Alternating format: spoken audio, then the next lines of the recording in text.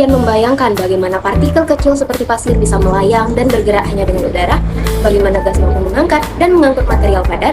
Ya, inilah dunia gaseous with granular solid, sebuah fenomena penting dalam teknik kimia yang menjadi dasar banyak proses industri, mulai dari fluidization, pneumatic conveying, hingga drying. Di video ini kita akan membahas bagaimana gas menggerakkan partikel granular, bagaimana prinsip kerja dari berbagai peralatan industrinya, serta bagaimana kita bisa mendesain sistem yang lebih efisien dan optimal. Jadi, siap untuk memahami teknologi di balik banyak proses industri? Yuk, kita mulai!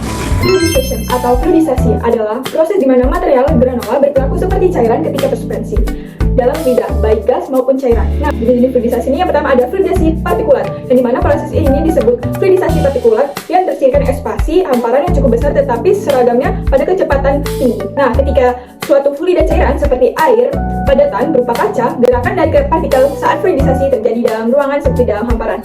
Yang kedua adalah fluidisasi gelembung, yang dimana hamparan zat pada terfluidasi di dalam suatu udara biasanya menunjukkan fluidisasi. Nah, fluidisasi ini terjadi jika kecepatan superficial gas di atas kecepatan fluidisasi minimum. Nah, selanjutnya itu adalah faktor-faktor yang mempengaruhi fluidisasi ini. Yang pertama itu adalah laju aliran, yang kedua itu adalah diameter kolom fluidisasi, yang ketiga ada berjenis partikel, yang keempat ada ukuran partikel, yang kelima adalah putaran keran. Nah, selanjutnya itu adalah cara kerja fluidisasi ini. Nah, cara kerja fluidisasi ini terjadi ketika partikel dengan bentuk dan ukuran yang sama dikenal dengan aliran udara bersuhu rendah ke atas. Nah, materi selanjutnya yaitu pneumatic conveying, di mana campuran gas dan padat itu umumnya ditemukan dalam suatu alat yang bernama pneumatic conveyor.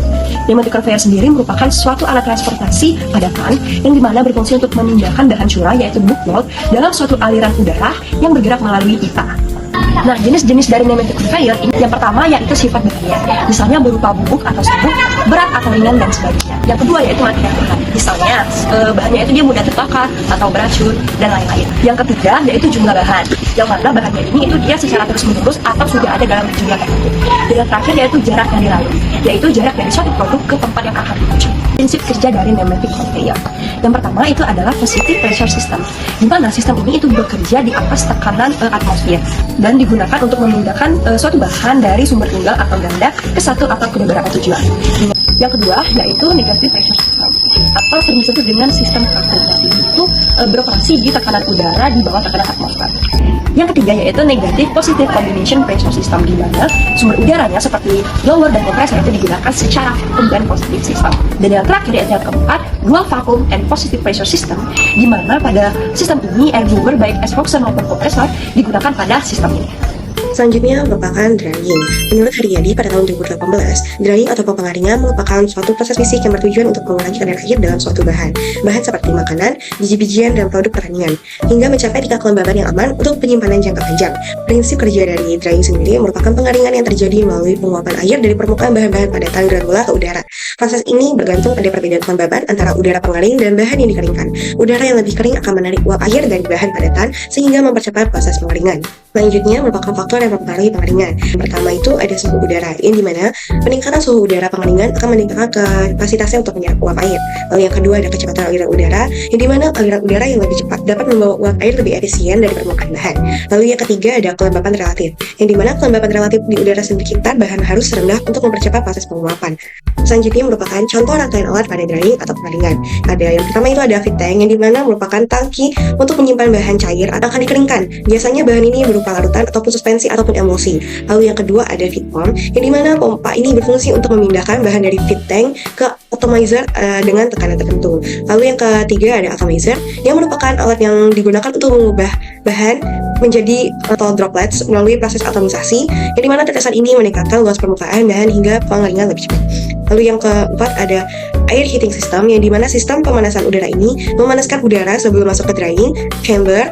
Lalu yang kelima ada drying chamber, yang dimana ruang utama tempat pengeringan itu terjadi. Lalu yang keenam ada cyclone separator, yang dimana merupakan alat ini berfungsi untuk memisahkan produk kering yang berupa serbuk dari udara panas dan uap air. Lalu yang terakhir ada scrubber, yang dimana fungsi alat ini berguna untuk membersihkan udara buangan dari partikel halus ataupun polutan sebelum dilepaskan ke lingkungan melalui exhaust air. Baiklah, setelah materi yang telah dipaparkan oleh teman-teman sebelumnya, saya akan menjelaskan mengenai contoh soal dari alat pneumatic conveying. Selamat menyaksikan. Contoh soal studi kasus pneumatic conveyor ialah sebagai berikut, di mana nilai yang diketahui lambda sama dengan 0,0035, densitas udara 1,2 kg per meter kubik, kecepatan 15 meter per sekon, diameter 0,15 meter, mu 0,45, massa solid 6,94 kg per sekon, di mana nilai ditanya ialah berapa besar pressure drop pada alat berikut. Berikut penyelesaiannya, di mana tahap yang pertama ialah kita harus menghitung luas penampang pipa dengan rumus V di kuadrat per 4. Nilai yang didapat ialah 0,0177 meter kuadrat. Tahap yang kedua ialah kita menghitung laju alir volumetrik udara, di mana dengan rumus Q udara sama dengan V dikali luas penampang, di mana nilai yang didapat ialah 15,93 meter kubik per menit. Tahap yang terakhir ialah kita menghitung keseluruhan total pressure drop per meter, di mana rumusnya ialah sama dengan delta P total per L sama dengan delta P1 per L ditambah delta P2 per L, sehingga didapat nilai 31,275 Pascal per meter. Jadi pressure drop yang terjadi pada pneumatic conveyor ialah dibuatkan sebesar 31,28 Pascal per meter. Hal ini menunjukkan kebutuhan energi spesifik untuk mengatasi gesekan udara dan partikel. Nilai ini konsisten dengan karakteristik granular solid yang memerlukan kecepatan tinggi untuk stabilisasi alirannya. Baiklah, mungkin begitu saja contoh soal dari studi kasus alat pneumatic conveying yang dapat kami sampaikan.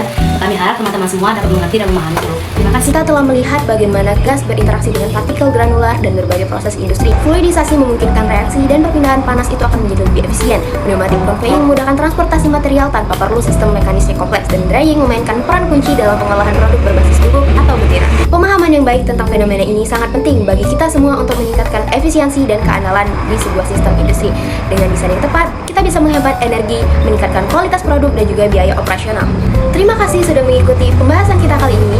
Jika kalian tertarik dengan dunia teknik kimia dan ingin tahu lebih dalam tentang teknologi proses industri, jangan lupa like, subscribe, dan nyalakan notifikasinya ya. Dadah!